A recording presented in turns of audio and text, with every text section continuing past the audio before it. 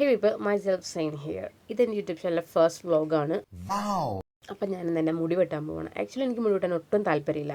പക്ഷെ മുടി വെട്ടാതെ വേറെ ഓപ്ഷനൊന്നുമില്ല. കാരണം എൻ്റെ മുടി നല്ലപോലെ ഡാമേജ് ആയിരിക്കുമായിരുന്നു. അങ്ങനെ തമ്മനത്താണ് സലൂണുള്ളത്. ഞങ്ങൾ തമ്മനത്തോട്ട് പോയിക്കൊണ്ടിരിക്കുകയായിരുന്നു. പിന്നെ രവിപുരമൊക്കെ എത്തിയപ്പോൾ വഴി അറിയാത്തതുകൊണ്ട് ഞങ്ങൾ ഗൂഗിൾ മാപ്പ് കിട്ടാണ് പോയത്. അത്യാവശ്യം നല്ല രീതിയിലുള്ള ബ്ലോക്ക് എല്ലായിടത്തും ഉണ്ടായിരുന്നു. പോരാത്തതിന് നല്ല വെയിലുണ്ടായിരുന്നു. അങ്ങനെ ഞങ്ങൾ പയ്യനെ സലൂണിലെത്തി. ബ്ലാക്ക് എന്നാണ് സലൂണിൻ്റെ പേര്.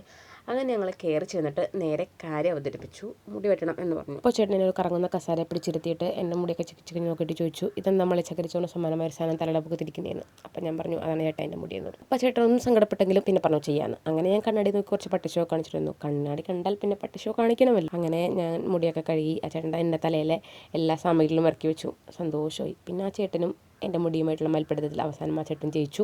ആ ചേട്ടൻ എൻ്റെ മുടിയിലെ ചേട്ടൻ മൊത്തം കളഞ്ഞു. പിന്നെ ആ ചേട്ടൻ പയ്യെ ഹെയർ കട്ടൊക്കെ ചെയ്യാൻ സ്റ്റാർട്ട് ചെയ്തു തുടങ്ങിയപ്പോൾ എനിക്ക് തോന്നി ഈ ചേട്ടനോട് പക പോക്കുകയാണെന്ന്. പക്ഷേ ചെയ്ത് കഴിഞ്ഞപ്പോൾ എനിക്ക് മനസ്സിലായി, അല്ല, ചേട്ടൻ കറക്റ്റായിട്ടാണ് ചെയ്തുകൊണ്ടിരുന്നത്. അങ്ങനെ ആ ചേട്ടൻ എൻ്റെ മുടി അറഞ്ചും പുറഞ്ചും ഒരു ദാക്ഷിണ്യമില്ലാതെ വെട്ടി നശിപ്പിച്ചു. അങ്ങനെ ഞാൻ ആ ഒരു സങ്കടത്തിൽ ഇങ്ങനെ ഇരിക്കുമായിരുന്നു. പിന്നെ ചേട്ടൻ ബ്ലോ ഡ്രൈ ചെയ്ത് തുടങ്ങിയപ്പോഴാണ് എൻ്റെ സങ്കടം കൂടെ മാർക്കറ്റ് പുള്ളിക്കാരെ സെറ്റായിട്ട് ചെയ്ത് പുള്ളിക്കാരൻ ബ്ലോ ഡ്രൈ ഒക്കെ ചെയ്ത് പിന്നെ എൻ്റെ മുടിയൊക്കെ ഇങ്ങനെ ഫ്രണ്ടോട്ട് ഇട്ട് തന്നപ്പോഴത്തേക്കും ആ രവ എന്താ സുന്ദരി, അടിപൊളിയായിട്ട് ചെയ്ത് തന്നിട്ടുണ്ടായിരുന്നു. അങ്ങനെ ഞങ്ങൾ കുറച്ച് നേരം ഇങ്ങനെ കണ്ണാടി നോക്കി പട്ടിഷോ കാണിച്ചുകൊണ്ടിരുന്നു. അത് കഴിഞ്ഞപ്പോഴത്തേക്കും നേരെ ഞങ്ങൾ പൈസ കൊടുത്തിറങ്ങി. അവിടെ നല്ലൊരു മതിലുണ്ട്. അപ്പോൾ അവിടെ നിന്നും കുറച്ച് നേരം പട്ടിഷോ കാണിച്ചു, മുടി അങ്ങോട്ടും ഇങ്ങോട്ടൊക്കെ ഇട്ട് പട്ടിഷോ കാണിച്ചുകൊണ്ട് നിന്നു. അത് കഴിഞ്ഞപ്പോൾ ഞങ്ങൾ നേരെ ഫാഷൻ സ്ട്രീറ്റിലോട്ട് വന്നു. ഞങ്ങൾക്ക് 2 പാൻറ്റ് ഇറക്കം കുറക്കാനുണ്ടായിരുന്നു. അങ്ങനെ ജീൻസ് ആയതുകൊണ്ട് നല്ല കട്ടിയുള്ളതായതുകൊണ്ടും എല്ലായിടത്തൊന്നും ചെയ്യത്തില്ല. അങ്ങനെ അത് ഇറക്കം കുറക്കാനായിട്ട് ഫാഷൻ സ്ട്രീറ്റിലോട്ട് വന്നു. പാൻറ്റിൻ്റെ ഫോട്ടോ ഞാൻ ലാസ്റ്റ് ഇട്ടേക്കാം. അത് കഴിഞ്ഞ് ഞങ്ങൾ മറൈൻ ഡ്രൈവിലുള്ള ഫെസ്റ്റിലോട്ട് വന്നു. എന്തിനാണ് വന്നതെന്നറിയില്ല. വന്നത് എന്തിനാണെങ്കിലും സാധനങ്ങൾ കുറേ മേടിച്ചിട്ടാണ് ഞങ്ങൾ പോയത്. അങ്ങനെ ഞങ്ങൾ കുറച്ച് വീട്ടിലേക്കുള്ള കുറച്ച് വിസ്കും അങ്ങനത്തെ ടൈപ്പ് സാധനങ്ങളൊക്കെ കുറച്ച് മേടിച്ചു. അങ്ങനെ ഞാൻ അവിടെ നിന്ന് കുറച്ച് മുടിയൊക്കെ വെട്ടിയതല്ലേ, കുറച്ച് പട്ടിഷോ ഒക്കെ കാണിച്ചു. പിന്നെ നല്ല ചൂടുണ്ടായിരുന്നു. അത്യാവശ്യം തിരക്കേടില്ലാത്ത രീതിയിലുള്ള ചൂടുണ്ടായിരുന്നു. അങ്ങനെ ഞങ്ങളതൊക്കെ മേടിച്ച് ഇങ്ങനെ പുറത്തോട്ട് ഇറങ്ങി. ഞങ്ങളത് ഇത്രയും സാധനമൊക്കെയാണ് മേടിച്ചത്. ഞങ്ങൾ നേരെ വീട് പിടിക്കാനുള്ള വകുപ്പ് നോക്കി. അങ്ങനെ ഭയങ്കര വെയിലായിരുന്നു. എന്താണെന്നറിയില്ല, 2 ദിവസമായിട്ട് നല്ല മഴയായിരുന്നു. പക്ഷേ ഇന്ന് മാത്രം ഭയങ്കര വെയിലായിരുന്നു ഗൈസ്. ചൂടിൻ്റെ ആൾക്കാർക്ക് സഹിക്കാൻ പറ്റാതെ ഞങ്ങളൊരു കടയിൽ വെള്ളം കുടിക്കാൻ നിർത്തി. അവിടെ നിർത്തിയപ്പോൾ തൊട്ട് 2 പൂച്ചകൾ എന്നെ മാടി വിളിക്കുന്നുണ്ടായിരുന്നു.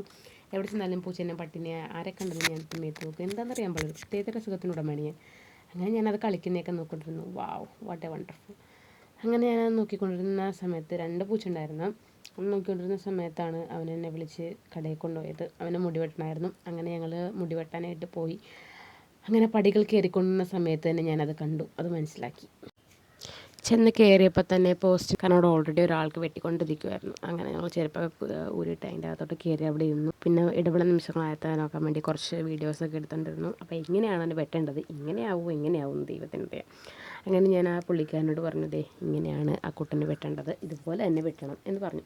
അപ്പോൾ ഓക്കെയൊക്കെ പറഞ്ഞ് മറ്റേ കിണ്ണണ്ടൊക്കെ കെട്ടി അങ്ങനെ മുടി വെട്ടാൻ സ്റ്റാർട്ട് ചെയ്തു. മുടി വെട്ടി തുടങ്ങിയപ്പോൾ എനിക്ക് അവനെ കണ്ടപ്പോൾ ഇന്നുമോനെ പോലെ തോന്നിയെങ്കിലും കുഴപ്പമില്ല. മുടി വെട്ടി കഴിഞ്ഞാൽ എല്ലാം ശരിയാവും എന്നുള്ള ശുഭാപ്തി വിശ്വാസം എനിക്കുണ്ടായിരുന്നു. അങ്ങനെ ഞാൻ മുടി വെട്ടിക്കൊണ്ടിരുന്ന സമയത്ത് ഞാൻ നേരെ പുറത്ത് പോയി കുറച്ച് നേരം പട്ടിഷോ കാണിച്ച്. ഞാൻ മുടി വെട്ടിയല്ലേ ഗായ്സ്, എനിക്ക് ഇങ്ങനെ കാണിക്കാനുള്ള അവകാശമുണ്ട്.